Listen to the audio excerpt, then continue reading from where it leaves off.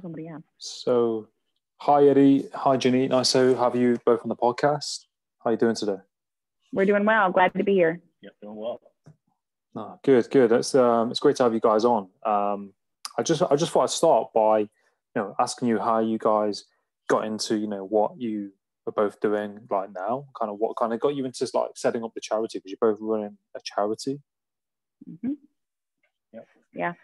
We run a charity, or a nonprofit called Giving Words, and it is an organization that helps single mothers kind of fill in the gaps, whether it's financial or educational, or if they need home or car repairs, that we're just kind of helping to create a community for them, and then also meeting some physical needs to that process. Since pretty typically here in the United States, single mothers are often operating in poverty and can't always make ends meet.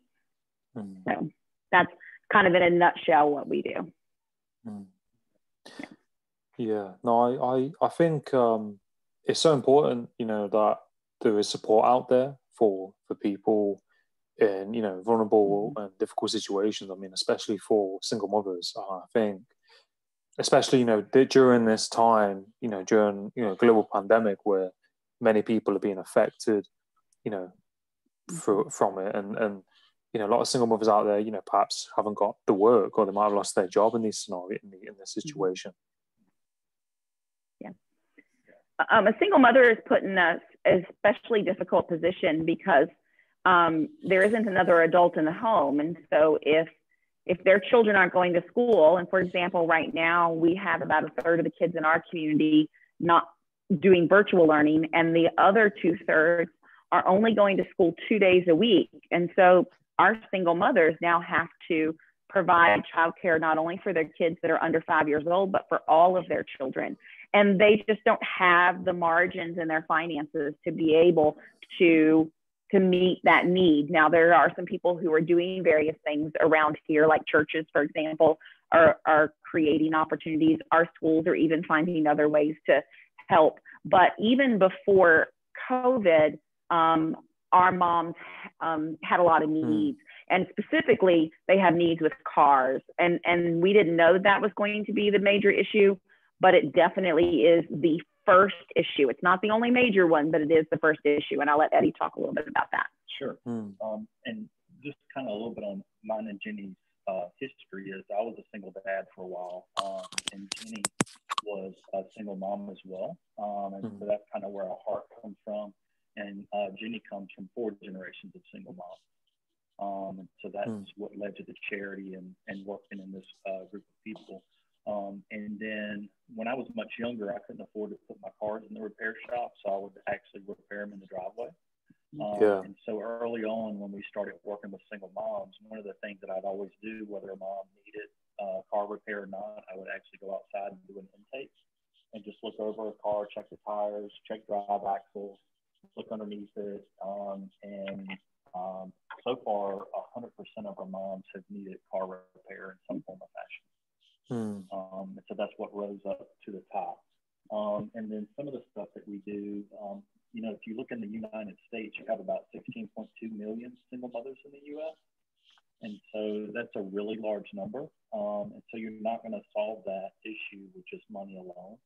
And so we created community partnerships. And so I've done a $700 repair for $84.17. And so what that looks like, instead of helping one mom at $700, I'm able to help 7 moms with that same amount of money. And what we did is we introduced career technical education, which is a high school. And so our cars go into the career technical education program, and we actually have students that are repairing those. And then we have parts stores that give us discounts on parts as well. And so that's how we're able to crunch that number down low. And so that allows us to take the same amount of money and help many more moms with that same amount. We've given Giving Tuesday last year, we gave away 4 cars. And if you look at the Kelly Blue Book on those, it was about 11,000. And we had 700, by running those cars through career technical education, we only had $700 in all 4 cars. And so if I had to spend $11,000, how many moms could I help? How many moms can I help at $700 in 4 cars? multiply that, you're looking at 44 moms at $11,000 opposed to just 4. And so that's what's been really neat for us, is being able to operate with those partners. So we have partner repair shops that work with us as well. And some of those repair shops have actually donated labor and material and repair cars for free for us. And so that creates another extension and outreach to be able to reach more moms. We've got a partnership with consignment shops. And so one of the things I got early on is so I could go out to Target and spend $100 and get a $100 Target gift card. Instead, I reached out to a consignment shop, created a partnership. And what happens is ladies in the community donate clothes onto the Giving Worth account. And when those clothes sell, it funds the account. And our moms can shop there with vouchers for free. If I don't have a clothing need, I can withdraw money out of that account and use that money to actually repair mom's car as well. So it just kind of works back and forth. And so it's actually putting business into the consignment shop, and then it's also helping our moms at the same time. Yeah. We find that many individuals want to give, they want to help, they may have money, they may have resources. And we have found that if we operate as first the system to kind of vet the mom to determine that the need is legitimate, that they aren't necessarily like just working a system. And then secondly, we can actually track the help and the services that they get, that most people are willing to help. And then our goal too is to get those mothers both trained, maybe connect them to a work program at a local college, or get them trained in how to handle their finances, and have even that training kind of translate back into credit into our program. And so kind of using almost like it's a bartering system that we use both with our partners and then hopefully later on with our mothers. So because that's what community is supposed to do. And one of the nice things about living in a small community is that very often you do know your neighbors and you can ask for help. And so, but there are so many who are still separated from the rest of their community, and we're working to kind of be a community hub for our mothers. No, I think that's really amazing what you guys are doing, and I think like it's incredible that you can help people, like especially with their vehicles, because cars aren't cheap. I mean, especially in the UK, it's probably very very similar in the States. Yeah. And somewhat single mother, and they've got bills to pay and they've got children. And it's like that balance, isn't it? How can you balance out what if you've only got so much money to pay the food and the rent and everything else, you're not going to have the money to probably pay for a car repair.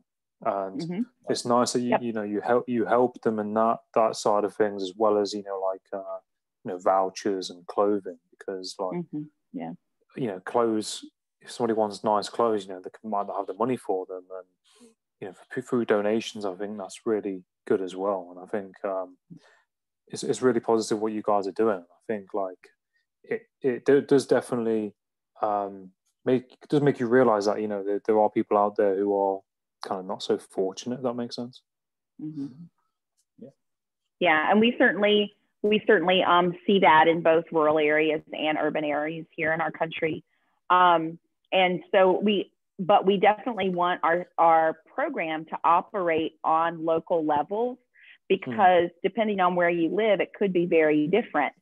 For example, if we have a single mother, like let's say we eventually get a program in New York City, a car isn't going to be a huge issue. There's a really good transportation system that's there. And so we may find that we need to address another need. But like here, Eddie and I, we live 45 minutes away from the nearest city. I teach at the local high school, and I have to drive. I drive 20, 25 minutes to get here. And so anybody in our particular community, that car is going to be that top priority. But we've set up the structure of the organization that it could then be planted in a place very different than ours. And then they would just determine what the need is for that particular community. for single mothers. And really, honestly, somebody could take the structure and do it for a different demographic of people. We just targeted single mothers because we know that as single mothers, you're stretched too thin. You don't have enough time and you don't have enough money.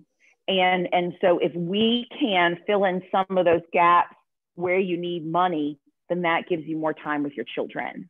And kids love their parents. We are raising a 4-year-old, and I come home and she wants us to play. And we can because we aren't worrying about where our next meal comes from. And our car runs, and we have jobs, and we have enough money to manage our home and our lifestyle. And so we have the time to take the break when we get home. Shoot, we had the time we opened up a nonprofit on top of our job. That might have been a bit much, and sometimes it feels like it. But and so that's our goal. And so we hope the other big issues that we see that come up again and again are childcare and housing. Housing is not affordable here. On average, our mothers have about $350 to $360 a month for rent. And about the cheapest rent you can get around here for a family would run about $900. And so that's an issue that has to be solved. So of course they rent a place that costs $900 and they pay for that, but they then don't manage to fix their car, and they don't manage to pay their bills on time. Or they have to go to the local food bank for food, which is a resource that we don't give food most of the time because we have such a well-established food bank. But in another state or another county or another country, food may rise to the very top and be one of the most important things because they don't have access to food. So it's just set up to sort out what someone's needs are and try to meet them. Here, if we could take care of housing, childcare, and their car repairs, we would fill in most of the gaps. And so one of my ideas when we partner with the CTE program is I can hand out car keys, why can't I hand out house keys? And so I've been working on a model of creating a tiny house community. And those tiny houses could be built at the high school and basically like an assembly line and then towed to site. And then from my past experiences with my grandmother and my granddaughter and connecting those two, it was like magic. So kind of connecting the beginning of life and the end of life. And so you could have a tiny house community with single moms mixed in a demographic for the elderly there that could help facilitate childcare. And then the moms would be able to work and kind of create a blended community. And we can build probably about a $75,000, $80,000 tiny house for about $40,000. And so if you look at a standard house at about $160,000, I can build 4 tiny houses for that. And then as you have that set up, let's say a mom's renting there $300 a month and her pay increases, then the rent increases along with a certain percentage of her pay. And that additional money goes into an escrow account. And then eventually she's saved enough money to be a first-time home buyer. And so she then leaves the tiny house community. So you're creating a system where people move through, opposed to just kind of being stuck there. But to some degree, on their own pace, and depending on where they start, will define how long they would be involved. And so that's our vision. And right now, it is largely operating within car repair. We've done some home repairs. We've provided Christmases and birthday presents. We've provided some financial counseling, some other like mental health counseling.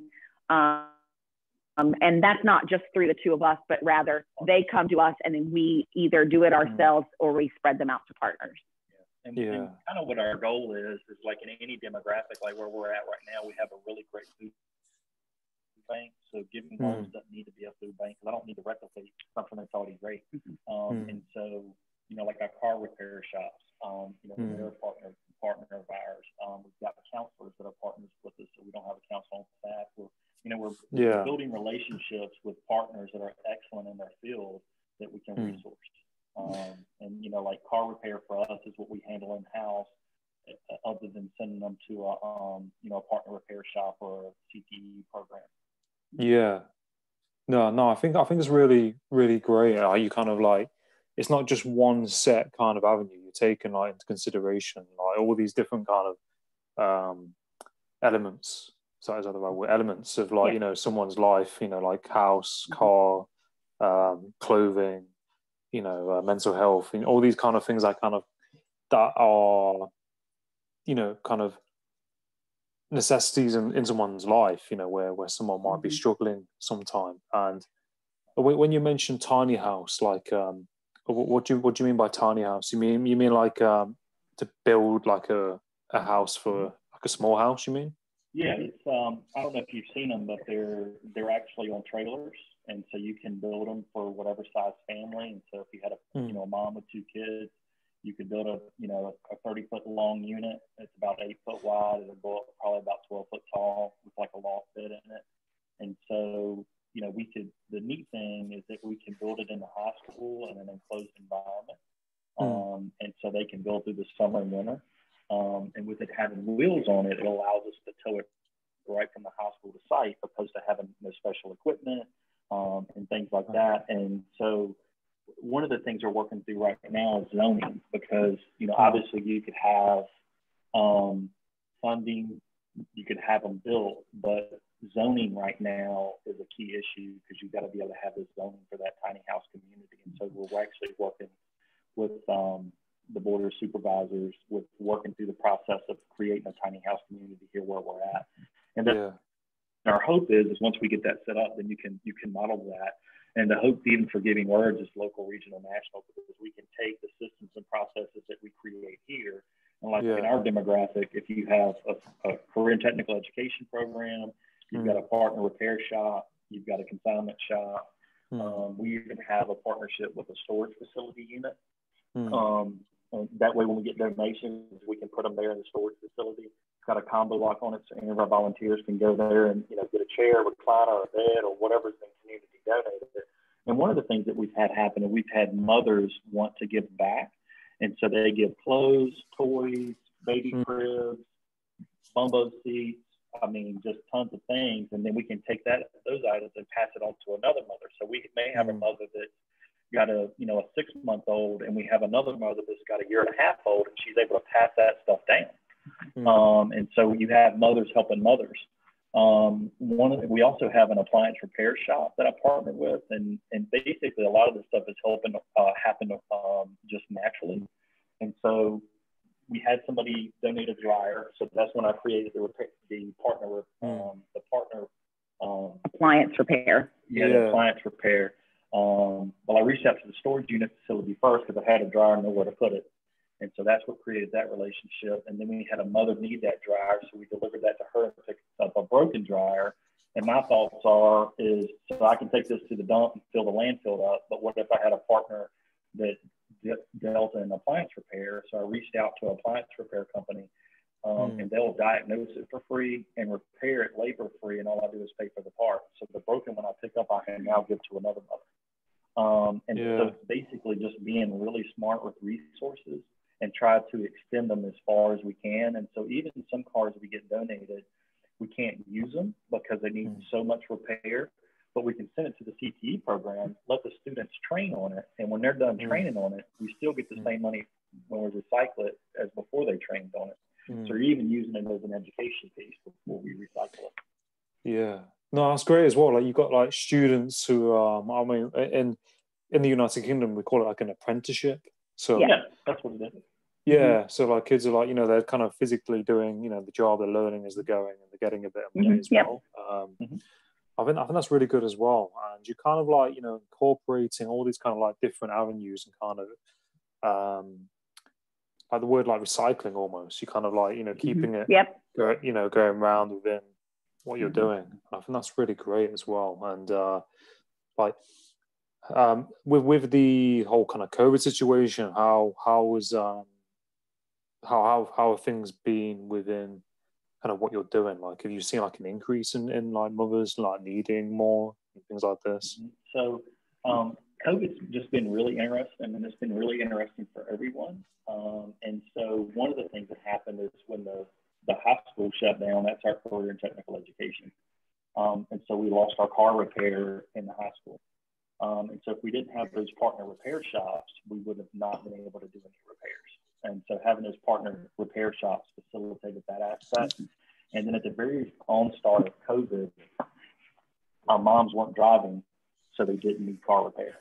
And so things slowed down. Yeah, so things slowed down. And when things slowed down, like originally with Giving Words, when we started, I was using 4 or 5 different spreadsheets to keep track of cars, keep track of moms, keep track of services, you know, coding stuff green, blue, yellow, red, whatever I needed to do to understand what was happening. And if you think about it, like we've got over 60-some partners now. So what partner is the car at? Is it repaired? Or have the parts been shipped yet? You know, what's waiting, what's due. And so during this downturn, I implemented some software that I've been working on with a software company. And we've outgrown that software during COVID 3 times already. But I've got an inventory tracking. So like if somebody donates a car, I can send them a link. They input all the information. It uploads it to the system. So I've got an inventory for cars. When I give a car to a mom, it checks it out of inventory so we don't give it away a second time by accident. We are able to track our moms, donated funds to a mother as well as actual funds. Because so if I put a car into a repair shop, I had one the other week that ended up running about $1,900. And the repair shop did it for us for $700 and donated the rest. And so they donated $1,200 worth of labor, and I paid $700 for the part. And so what we're doing in the system is we're tracking that donated labor, so you can see actually kind of what that real number is. Because say, for instance, I could have a mom that gets 5 repairs from one repair shop that charges me $0, but there's still an effort from that and partner, a value from that partner that we want to honor. We want to be able to capture that, because you know, we could have one mom that got her car repaired at the shop that gave us maybe a 20% discount, and then we've at another mom that got her car done at a repair shop that was completely free.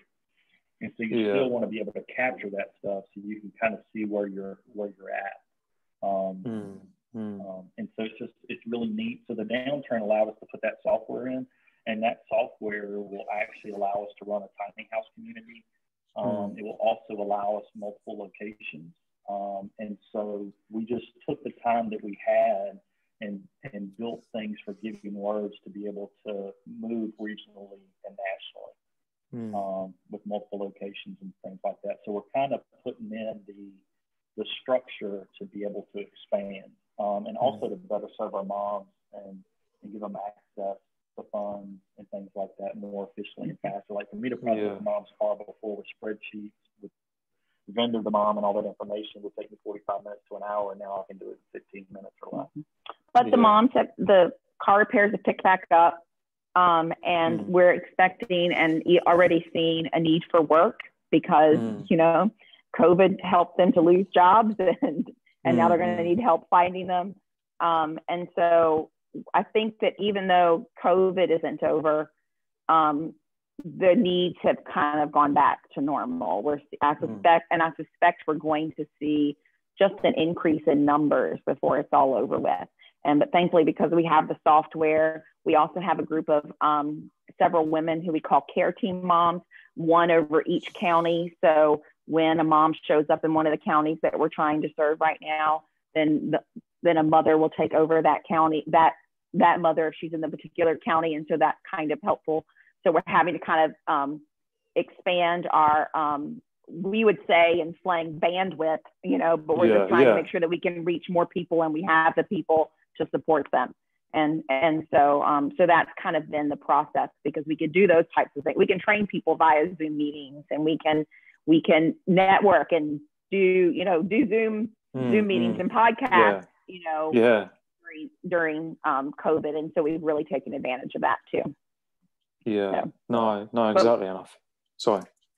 I was just saying, we're really looking forward to being able to be with the moms and the kids, though. I mean, that's why I'm in it. I just enjoy being with moms and kids. And so, so it's been kind of hard to just focus on the administrative side, but we needed it if we're going to expand. Yeah, no, exactly. I think you're doing amazing things, and I think, like you said, it's like just building, isn't it? It's like that kind of that building of it, in that momentum growing within what you're doing. And I think, like you said, you want to expand as well and go into different, you know, make it larger And I think, that will definitely happen. I think, like, even though you might have to do things like, virtually, like you said, it's great that, with technology, how you can, probably connect with, the mums and their situation, and they can kind of keep you updated, through like video calls. Like, with the kind of how do like mums apply? Like, how does that work? Do you can any mum apply? Is there a certain kind of requirements? Yeah, so one of the things that we do, we started in December 2017, and so so we're in a 2-year cycle right now. We've had a tremendous amount of growth, and so a lot of it happens. Ginny works at the high school, and so she teaches a lot of students that are single moms, churches or have single moms, moms, and so we've got a lot of referrals. So a lot of it's been word of mouth, and just people in the community being aware, seeing Facebook posts, and kind of finding this naturally. And then we also have moms that are single moms that refer other single moms to us. And so we've not done a promotion of Giving Words on a large scale, just because we don't want to implode on ourselves. So we're trying to manage that growth, like having a software in place, because what we don't want to do is give mom posts, say for instance, we had 500 moms call us tomorrow. We don't want to have false hope, and have to work down that line. So it's naturally grown to the size it is now. And currently right now, we don't have any staff. It's me and Ginny and the care team moms, volunteers doing this. And so our hope is to get to a growth point where we have staff, where we can really put in the blueprint of this thing, and be able to expand it and mirror it in other locations. And the impact's just been really neat. So 2018, we gave away 2 cars and repaired 10. 2019, we gave away 4 and repaired 30. So we doubled and tripled our second year. And so, we're on a steady. I thought it was different than that. I thought it was more than that. But so we're on a steady growth path. So we just want to, continue to grow. So it's sustainable, and then the hope is that it outlives our life cycle. But to answer your question, what will happen is, so these moms will hear about us via word of mouth. They'll normally go to our website and send us a message, either through like Facebook Messenger, or send us an email, or if they got one of our phone numbers, they'll send a text message to the Giving Words number. And then we will send them a link to a form that automatically populates into our software. And then depending upon what kind of services they need, they'll fill out a couple of more forms.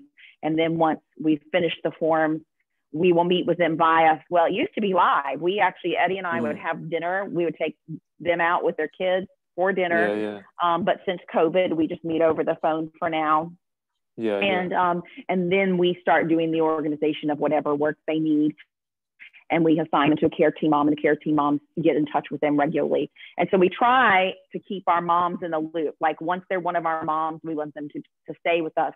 Of course, some of them stay in touch and some of them don't. And that's okay, because everybody needs a different level of support. And so we just assume that the ones who call us a lot need more support, and not necessarily financial support, but some of them, just don't like have extended family. And so they need a piece of advice or something like that.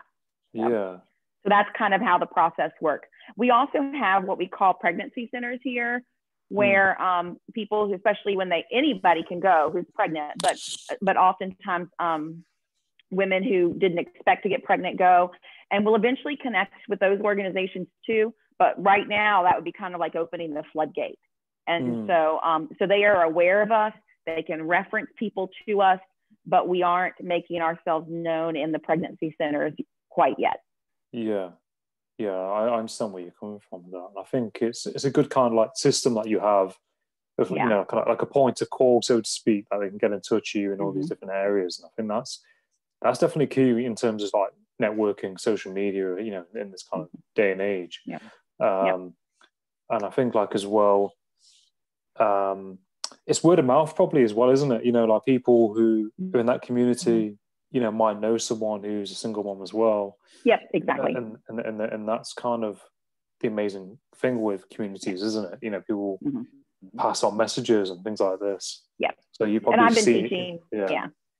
I've been teaching in the same community for 20 years. And so, you know, every teacher in this building knows what I'm doing. You know, my administrators know what I'm doing. The students that walk in my room, I tell them what I'm doing. And so, I have a good outlet of word. We have a good outlet of word of mouth. And so they hear it probably because I'm telling the people in school, but then he is just amazing at selling it, at talking to people about the program, about getting partnerships, about talking. And then I am a writer. And so I've done things like written the grants and written our copy for various brochures or flyers or that kind of thing. So we make a good team between the two of us. We kind of have all the skills to run the nonprofit. And so of course there's some stuff we can do in the future that can prepare us even more, but we have a good start anyway. Yeah, no, I agree. I think it's definitely that balance, isn't it? Yeah, everyone's kind of, you can kind of use each other's skills and go into different areas, and it's definitely that. Yep. That someone said to me this really cheesy quote once. It's like teamwork makes the dream work, or something like that. It's but it's true. Yeah, because it was our dream. That's really where it started. So. It started with a dream, and I've been successful in business. I've managed $5 million trust plan. I've done, and when I did that, I got my CDO Class A, so I can deliver trusses, I can design trusses, I can manage a trust plan, I can run the saws, all those different things. And I did a $1 million turnaround. They were negative $500,000 cash flow, and we turned it into a positive $500,000 cash flow in 12 months. And so kind of what I was looking at is the majority of my life, I've looked at dropping money to the bottom line. And now I'm looking at dropping money to impact. Because, example, we had a van when we gave it to a mom, and we had $47.98 on it. That's what it cost us to get it and get a fresh inspection sticker on it, the front brakes put on it, and give it away. Gosh. Yeah. That's pretty good. Well, the interesting thing that I like that this story is so neat about that van that we gave away. The mother went through all the processes. Her kids were in foster care, and she went through all the processes to get her kids back. But the only thing keeping her from getting her kids back is she didn't have transportation. And so we gave her $47.98, and she got both her twins back. Wow. So, think of the impact of just that little small aspect, and we did it for $47.98. I guess it's one of the things that we've learned is just like one thing that can spiral you out of control. I like the idea of like random acts of kindness, but one really well-planned act of kindness can set someone back on track and change their future. And so we're looking for not that random act that we can do, but that very specific act that this mother needs to help get her back on track. And we know, because the way life is, she might get knocked off track again. That happens to all of us. And, and depending on how thin you're stretched, it's easier to end up having something else kind of wreck your life again. But we're just there to help them pick it up. And so they call us, when there's a problem with their kid or they need rent. And we aren't necessarily going to be able to meet every need, but we stand with them. We help them find resources. And I would say that most of the time we're successful in somehow lightening that load, even if we don't physically meet the need ourselves. Yeah. So it's a blessing. We really enjoy it. Yeah, no, I think it's great what you guys are doing. And I think having a positive impact on people's lives and people, person to person's lives, is it's priceless, isn't it? And it's you must feel like very positive and good about what you're doing, and it's rewarding as well. And you're being selfless. You're not doing something for your own kind of like need. You're helping other people and having an impact on other people. And I think that's what it's all about. Having providing positive value to other people. if you can do something like that. Yep. The thing that I think is really neat about the career and technical education is these students are working on this car, so they're putting forth effort. And we actually bring the moms and the children and give the car to the mom at the high school so the students watch this process. And usually, if we've got 6 or 7 students in there, we usually have 1 or 2 that are volunteers. And so, money can't buy charactership. You're talking about and so money really can't buy that, and that's a byproduct of what we do. And so for me, like how you talked about that full circle, you've got so much impact happening in that one action of giving that car. So you've got, the impact in the teacher's life and the investment that they see that they're putting into these students that are repairing these cars. You have these students that are doing there and seeing someone that's disadvantaged, that their lives are being impacted, and they see these kids come in, and these kids, you've got a 5-year-old that's getting in a new car. They're climbing over they're climbing from the back seat to the front seat, back to the back seat, and running all over the place.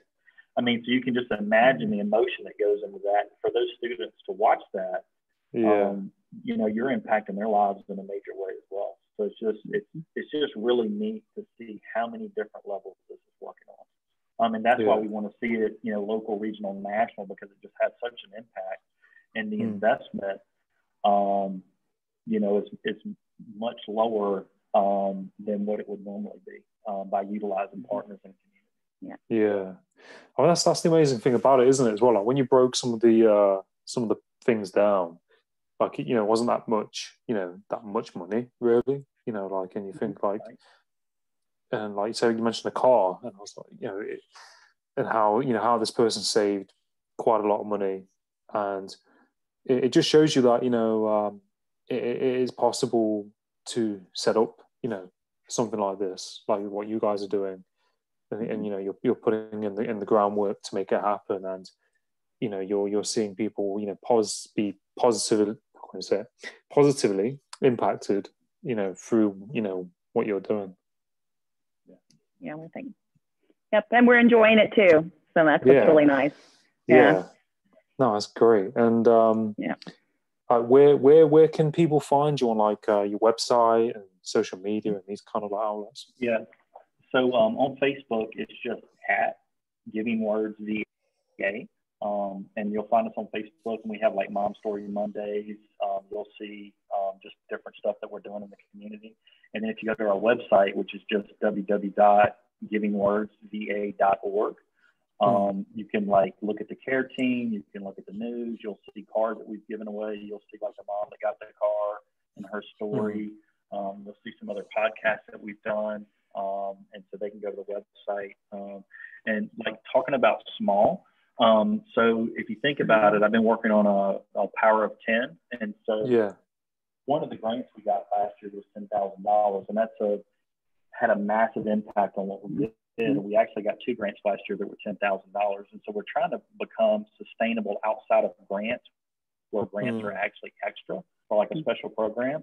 Right now we're operating on grants. And so if you had 100 people give $10 a month, that's $12,000 at the end of the year. So just one individual giving $10. And if you think about it, the cheapest repair that I've done, me and Ginny went out to a mom's house to do an intake, and her car wouldn't run, and she'd been out of work for a month. And so she had parked it, and it's kind of like the perfect storm. So she parked it downhill, and it didn't have enough gas in it, so it wouldn't start. The other thing that happened is the battery was low on water and lost charge, so it wouldn't start either. So I went to the store, spent $1.18 on some distilled water, filled the battery up, jumped it off, got it running, got it on flat ground, let it run for a little while, and it recharged the battery. And so we solved her problem for $1.18. Wow. It's not very often you hear something like that. No, I was shocked at that price tag. All the way back, through the feed, and you will see the receipt, the jug of water, and the battery. And a post that I posted of how we resolved it for $1.18. But all those years I laid on the ground in the gravel, And I even At remember home, yeah. at home, you know, working on part. Like I did one of the biggest times I remember was laying in the gravel with a tarp over the hood of the car. The other side of the tarp was nailed to the shed, and I was doing a radiator in the rain. And I remember sitting there going like, why do I have to do it this way? And Lord, what are you going to use this for? And he used it for that $1.18.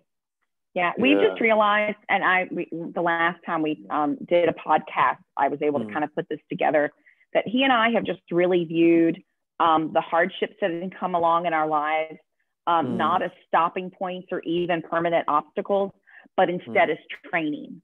And so being a single mom and an educator, being a single dad, being a guy who had to lay on the ground and work on the car, both of us at some point in our lives having to juggle our finances and not having enough money and trying to figure out creative ways to both make money and save money.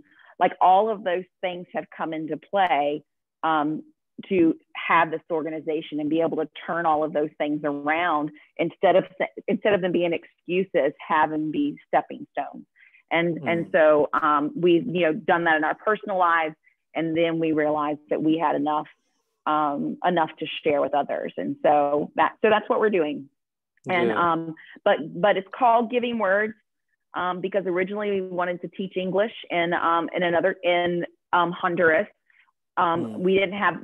Our lives changed, and so we didn't have an opportunity to do that, but we still want to give alongside the work that we do. We want to give them words of encouragement and hope, and so we know that we need to help first, and then be there to offer the encouragement. So we still want to give them, most importantly, the words that encourage them to be successful.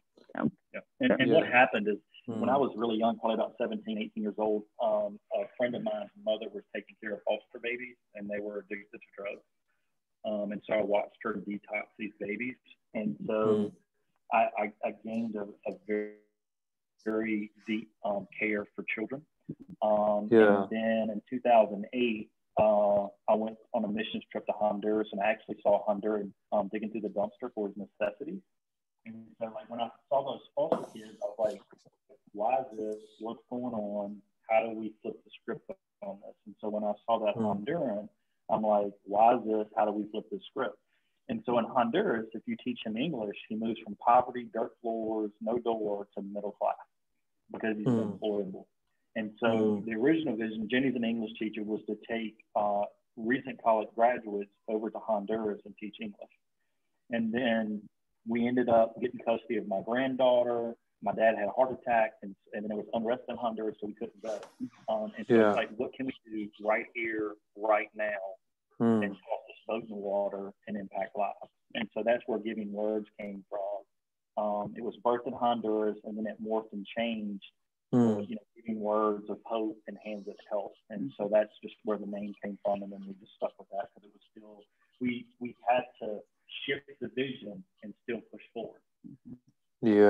I think it's really powerful what you mentioned, and what you've done, what you're doing, and what how you started it, and how you're kind of merging it outwards. And I think, like you said, like not having kind of excuses, and there's obstacles in life, and I think people can decide how they want to live their life, or change their life, just through deciding and having that making that decision, and not saying, it's because of this, and using an excuse or blaming it on something. And like you said, there are going to be there's obstacles along the way, but you're not letting those obstacles stop you from doing what you're doing and what you've done. No, I really enjoyed talking to you guys, and I will definitely thanks for having us. No, you're welcome, and I'll promote what you guys are doing on my channels, No, you're welcome, and I'll spread what you guys are doing best I can. And if there's anyone that comes to mind, I can have you on their podcast if you wanted to be on anyone else's Sure. podcast at all. Yep. Great. Absolutely. All right. Well, thanks so much for having us. No, you're welcome. You're welcome. It's great. Nice to meet you. Nice. You're our first international interview. Yeah. No, it's awesome. I'm happy to be. I'm happy to be the first one. Great. Yeah, pretty awesome. Really enjoyed getting to know you. Yeah. No, you too. Thanks. You too. It's a pleasure, and I'm sure there'll be more people that you be on as well internationally. Yeah. Thank you. No, you're welcome. But have a great day, and I wish you all the best in what you're doing. You too. Thanks so much. No, you're welcome. Bye. You take care. Take care. Yeah, See you. see you, man. See you then.